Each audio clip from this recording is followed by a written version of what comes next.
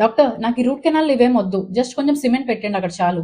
నా ప్రాక్టీస్ లో నేను వినే చాలా కామన్ డైలాగ్ ఇది. కానీ ఎప్పుడు రూట్ కెనాల్ చేయాలి, ఎప్పుడు సిమెంట్ పెడితే చాలు, ఇది బేసిక్ గా మీ పుచ్చుని బట్టి ఉంటుంది. ఒకసారి మీ డెంటిస్ట్ మీ నోట్లో చూసి ఒక సెట్ ఆఫ్ ఎక్స్రేస్ తీస్తే మీ పుచ్చి యొక్క ఎక్స్టెంట్ ఎంతో మనకు అర్థమవుతుంది. మన పన్నులో బేసిక్ గా 3 లేయర్స్ ఉంటాయి. ఒకటి ఇనామిల్, డెంటిన్, పల్ప్. ఈ పుచ్చు అనేది ఫస్ట్ 2 లేయర్ లో ఉంటే, అంటే ఇనామిల్, డెంటిన్ లో ఉంటే సిమెంట్ పెడితే సరిపోతుంది, అంటే ఫిల్లింగ్ చేస్తే చాలు. ఎప్పుడైతే ఈ యొక్క పుచ్చు 3rd లేయర్ దాకా వెళ్ళిపోతుందో, అంటే పల్ప్ దాకా వెళ్ళిపోతుందో, అప్పుడు రూట్ కెనాల్ ట్రీట్మెంట్ చేయాల్సి వస్తుంది. ఎందుకు? ఈ పల్ప్ లో చాలా రక్త కణాలు, నరాలు ఉంటాయి. దీని వల్లే మన పన్నులో జీవం వస్తుంది. సో ఈ పుచ్చు ఎప్పుడైతే పల్ప్ దాకా వెళ్ళిపోయిందో, అంటే మన పన్నులో జీవం అంతా పోయినట్టు. అప్పుడు ఈ పన్నుని లోపల నుంచి క్లీన్ చేయాల్సి వస్తుంది. దాన్నే రూట్ కెనాల్ ట్రీట్మెంట్ అంటాం. ఎక్కడైతే రూట్ కెనాల్ చేయాలో అక్కడ జస్ట్ సిమెంట్ పెడితే మీ ప్రాబ్లం సాల్వ్ అవ్వదు.